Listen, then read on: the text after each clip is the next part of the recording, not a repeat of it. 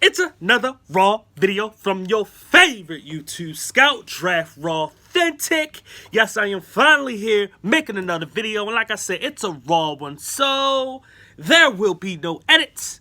Now, this video is the 2018 Rookie Awards.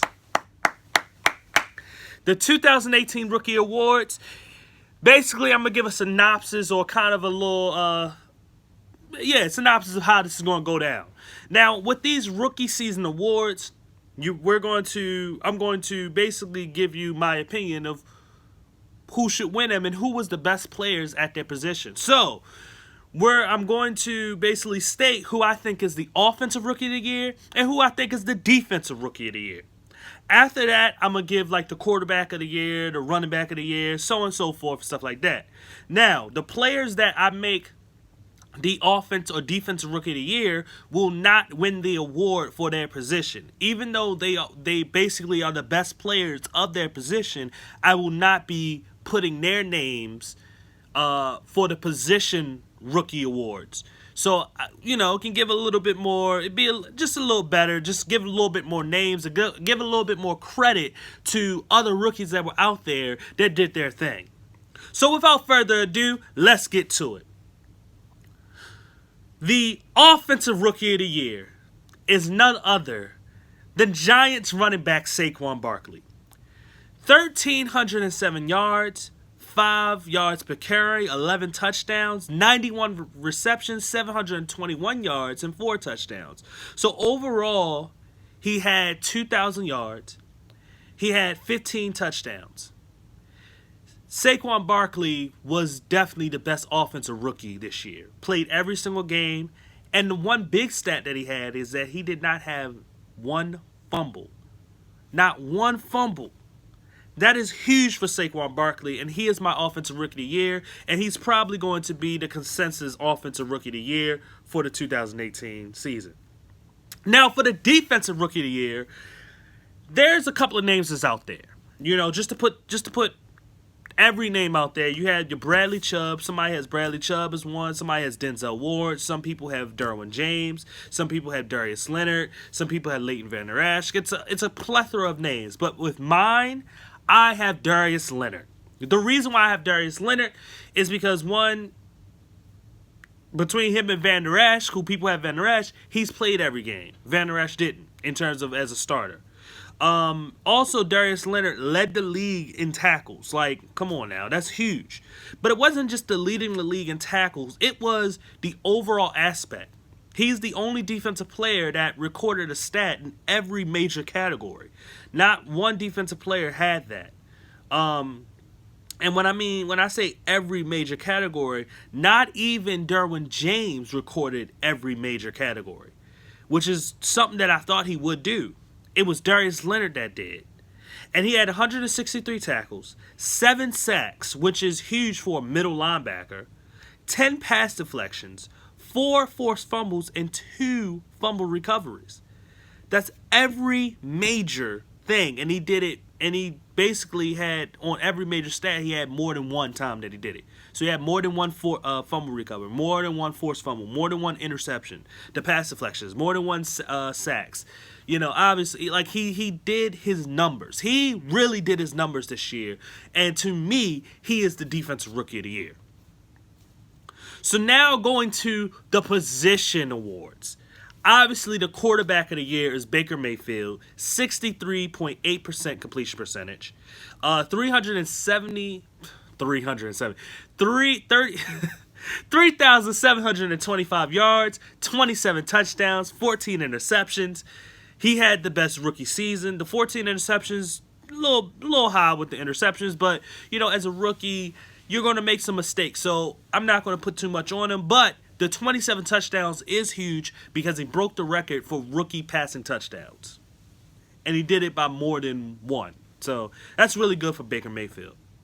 Then going to the running back of the year, like I said, normally it would be Saquon Barkley, but I want to give credit to other players as well, so I'm not going to say Saquon Barkley, and that's going to be Phillip Lindsay. He had 1,037 yards, he averaged 5.4, and he had 9 touchdowns. truly was the best running back besides Saquon Barkley. The only other running back to rush for 1,000 yards. And he made an impact for the Denver Broncos. And I know the Denver Broncos didn't do too much this year in terms of wins, but he was the lone bright spot for the Denver Broncos. And it's actually it's kind of weird that he beat out a third round pick in Royce Freeman to get that starting position. It's to say, and this is what I want to say just quickly when it comes to a guy like Lindsay. Sometimes, it's not always about picking a guy in the first round and stuff like that. And sometimes you could always find those gems. I talk about the gems a lot of times on my channel. So if this is your first time of you watching me and me doing my thing, I talk about a lot of gems when it comes to that. And this is a guy that I didn't actually talk about. I knew of Philip Lindsay, but I never talked about him. So I'm a little mad that I didn't get the chance to really put him out there. But I thought, he was okay. He was an average running back that did his thing. And so he turned out to be better than what I thought. But Royce Freeman is a guy that I wasn't a huge fan of. And for an undrafted rookie to beat him out, it says a lot about the undrafted rookie and how good he is, but it does say a lot about that pick. And maybe that running back is not as good as we think he is. And I wasn't a big fan of Royce Freeman. So we'll see. Later the years down the road, we'll see if he turns out to be any good. I mean, he is a solid player, but for him to get beat out by an undrafted guy, that's But let's move on. For the wide receiver position, I had to go with Calvin Ridley. He was consistently good. He didn't play as well later on. In the first half of the season, he was really, really good. Second half, he wasn't as good. Looking at his final stats, 64 receptions, 821 yards, and 10 touchdowns. Just looking at his stats from basically through 12 weeks when I did a little, preview of who may win Offensive Rookie of the Year, I had him at 47, 625, 8. So he only had, for the last, 5 games, he only had 200 yards. 47, 64, what is that? 3, that's 50, 17 more receptions, which is pretty good, but only 2 touchdowns. So, his touchdowns went down, his receptions went up, but his yardage wasn't as good. So, he was the best receiver, this year for the draft class. But DJ Moore, if he would have started off pretty good, he would have definitely beat Calvin Ridley in terms of being the best receiver. But between him, DJ Moore, and Courtland Sutton, they were the 3 best receivers. The first 3 receivers taken, obviously, but the 3 best receivers. But Calvin Ridley is going to win the receiver award. Now, the tight end award, I'm going to give it to Baltimore Ravens own, my favorite team, Mark Andrews. I can't give it to Chris Herndon. I can't give it to Dallas Goedert or anything like that. The reason being is because Chris Herndon would have been the only other guy to give it to. Pro Football Focus actually named Mark Andrews on that all-rookie team anyway, so that's a huge thing. But then Chris Herndon got the nod for the NFL all-rookie team, which was kind of weird. I think he had a couple of more receptions and 1 more touchdown, but he didn't have the yardage. I think Mark Andrews did the best he could, especially in the second half of the year when you have Lamar Jackson who doesn't make a lot of the best throws, and it's a run-heavy offense, and Mark Andrews was our best receiver, still making plays, but limited. So you're looking at a guy that, with Mark Andrews, he made the best of his situation, and that's why I have him as the tight end of the year. Now, to go to the offensive lineman of the year, I have to go with Quentin Nelson. There's not a lot of stats to give, but I know that he had a 74.3 overall average as an offensive guard, 81.9 pass blocking average, and a 69.8 run blocking average, which is the 81.9 is really good. The 69.8, it's a little low because there were other guys that did better, like Mike McGlinchey, who's an offensive tackle, did better as a run blocker, as a rookie offensive lineman. So there's guys higher and lower, but Quentin Nelson has been the most consistent and kind of the most dominant out of all of the offensive linemen. Then going to the edge rushers. Bradley Chubb won that, 12 sacks. I predicted he was definitely going to get double digit. I think I said like 15. So I was off when it came to that. But 12 sacks is still huge for a rookie. 2 forced fumbles, 1 fumble recovery. He had 60 tackles. He had a great year as an edge guy. Like I said, it was him, and then it was everybody else. Nobody really came close to those sack numbers. I think the next highest was Marcus Davenport, and I forgot how many he had, but it wasn't as close. I think it was like 7.5, maybe 8, but in terms of being a double digit, he was the only guy that was going to get double digit. For the defensive tackle of the year or interior alignment of the year, I gave it to Daron Payne. 56 tackles, 5 sacks, 1 forced fumble, 1 fumble recovery. Another name would have been out there was B.J. Hill, but I gave it to Daron Payne because he was a bigger. To me, he had a bigger impact in terms of him being able to get forced fumbles, and he had a fumble recovery. B.J. Hill didn't have neither one.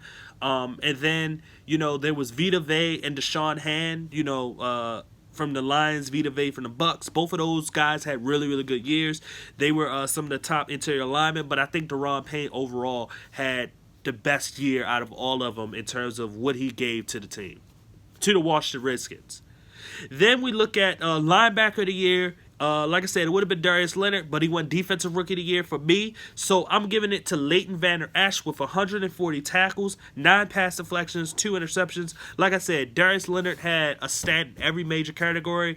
Vander Esch didn't have any forced fumbles or fumble recoveries, but he still had a really, really great year. And he's going to be something that's great. He's going to be something great for years to come. I actually was a fan of Vander Esch. I felt as though he was a guy that could learn how to be a better player when he got into the NFL. And I think it helps a lot that he has a guy like Sean Lee next to him. And Jalen Smith, who, I wasn't the biggest fan of Jalen Smith, but he is one of the more athletic linebackers that ever came out of the draft, and that's in the NFL right now. And he's learning from both those guys who has that experience. So Leighton Vander Esch has been a quite surprise for some people. I felt he was going to be a really good player, and he showed it this year. And then to go to the cornerback of the year, we're going to go with Denzel Ward. Obviously, 153 tackles, 14 pass deflections, 3 interceptions, 1 forced fumble, 2 fumble recoveries. This is a guy who played really, really well down the stretch. Throughout the whole year. Not down the stretch, throughout the whole year. The only other name that would have been out there would have been Dante Jackson. Jair Alexander and Mike Hughes, 2 guys that I really, really like. Those 2 guys didn't... Those 2 players actually, Mike Hughes got hurt earlier in the season and didn't play the rest of the year. And then Jair Alexander got hurt early, played the end of the year, so he didn't play a full year. Denzel Ward did. Dante Jackson did, and he had more interceptions. But Denzel Ward had the bigger impact in terms of what he did in getting like forced fumbles and fumble recoveries. That's why I'm giving it to Denzel Ward. And also his coverage was really, really tight when it came down to it. Just point blank period. And then for the last category, the last position, the safety of the year, obviously it's going to be Derwin James, 105 tackles, 3.5 sacks, 16 pass deflections, 3 interceptions. Had a great year for the LA Chargers. I'm sick and tired of calling them LA Chargers. I love calling them San Diego. To me, they're still the San Diego Chargers. But he had a great year for the Chargers. Having over 100 tackles, having the sacks that he had. He's the best pass rushing safety in rookie in NFL history. Best pass rushing rookie safety in NFL history. It's been proven. The 16 pass deflections, huge on that. The 3 interceptions, making plays, doing what he can do. He would have been Defensive Rookie of the Year if he would have had any forced fumbles or fumble recoveries. I expected him to have that, and he didn't, so it was a little weird. But overall, Derwin James, best safety in the draft, or best rookie safety of the 2018 season. So there you have it. These were my offensive, defensive rookie of the year, and position players rookies of the year. If you like this video, please hit that like button. Please subscribe. Please share this video. Please subscribe, like I said, if you want to see more of me. Once again, this is Draft Raw Authentic. I thank you for watching. Goodbye.